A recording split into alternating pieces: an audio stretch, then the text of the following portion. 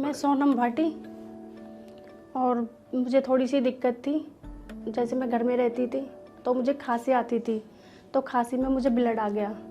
तो ब्लड आने पर थोड़ी सी मुझे टेंशन हुई। टेंशन के बाद मैंने फिर डॉक्टरों को दिखाया और मतलब 2 या 4 जगह मैंने दिखाया डॉक्टरों को। तो उसके बाद मुझे लगा, जैसे डॉक्टरों ने मुझे राय दी कि आपको फंगल है। मेरा काफ़ी टाइम थोड़ा इलाज भी चला था, कुछ 2-3 महीने, तो उसमें भी ये बताया। तो उसके बाद फिर मुझे किसी ने सजेस्ट किया घर में कि आप एक बार मैक्स हॉस्पिटल में दिखा लो। ऑपरेशन के बाद मुझे थोड़ा अच्छा सा लगा और मतलब बहुत ही जल्दी से मैंने रिकवरी भी की और इतने अच्छे से रिज़ल्ट मिला है कि जो उस चीज़ को देखूं और इस चीज़ को देखूं तो मतलब बहुत ही ज़्यादा फ़र्क पड़ा है मुझे और बहुत ही अच्छा लग रहा है कि मैं अब इस जगह बैठी हुई हूँ। यानी मुझे कोई लग रहा नहीं था कि मैं मतलब ठीक हो भी सकती हूँ या नहीं। एस्परजिलोमा या फंगस बॉल का इलाज क्या होता है, क्या ट्रीटमेंट दे सकते हैं? मेजॉरिटी ऑफ पेशेंट्स जो हमारे पास आते हैं एस्परजिलोमा की डायग्नोसिस के साथ, उनकी हिस्ट्री होती है कि वो पिछले कुछ हफ्तों से या कुछ महीनों से या कई बार कुछ सालों से एंटी फंगल दवाई खा रहे होते हैं। जो कॉमन दवाइयाँ वो खा रहे होते हैं या तो आइट्राकोनाजोल होती है या वोरिकोनाजोल होती है।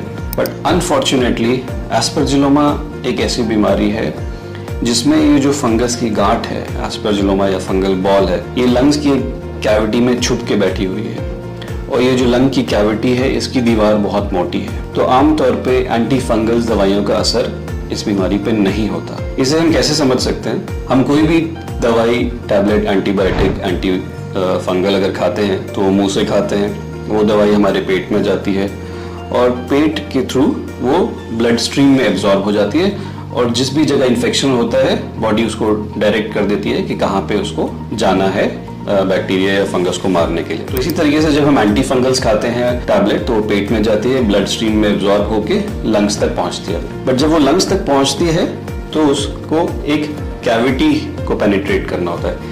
इस कैविटी की वॉल यानी दीवार बहुत थिक होती है, मोटी होती है, because bar bar inflammatory reaction generate होता है और एक बहुत थिक वॉल होने की वजह से जब दवा वहाँ ब्लड से पहुँचती है तो उसे पेनिट्रेट करके फंगस तक नहीं जा पाती।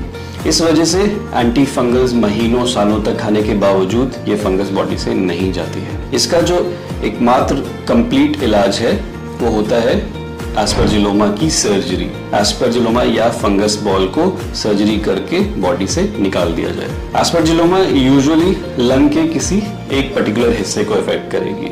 मोस्ट कॉमनली उसकी प्रेडिलेक्शन होती है लंग्स के ऊपरी हिस्सों में होने की, बट कहीं और भी वो पाई जा सकती है। तो जिस भी हिस्से में एस्परजिलोमा बना होता है या फंगल बॉल बनी होती है उसे सर्जरी करके निकालना होता है। तो कई बार उसके लिए एक छोटी सर्जरी जिसको वेज रिसेक्शन या सेगमेंटेक्टमी बोलते हैं वो करते हैं। अगर वो किसी एक पूरे लोब को इन्वॉल्व कर रही होती है तो लोबेक्टमी करते हैं। अगर 2 लोब्स को इन्वॉल्व कर रही होती है तो बायलोबेक्टमी करते हैं। और बहुत रेयरली अगर पूरे लंग को इन्वॉल्व कर रखा होता है तो कंप्लीटली उस लंग को निकालना पड़ता है, जिसको हम न्यूमोनेक्टमी बोलते हैं। पहले ज़माने में फिजिशियंस एस्परजिलोमा के पेशेंट्स को सर्जन को रेफर करने से डरते थे क्योंकि उन्हें लगता था कि ये सर्जरी बहुत ज़्यादा मॉर्बिड है, इसमें मोर्टालिटी भी बहुत ज़्यादा होती है, कॉम्प्लिकेशंस भी बहुत ज़्यादा होती हैं और पेशेंट सर्जरी कराने के बावजूद ठीक नहीं होता।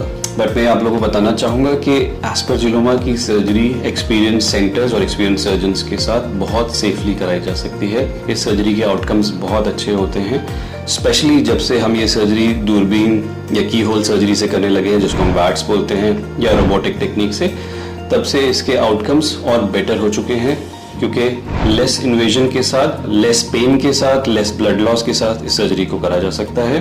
पेशेंट को घर जल्दी भेजा जा सकता है और एक सक्सेसफुल आउटकम अचीव किया जा सकता है।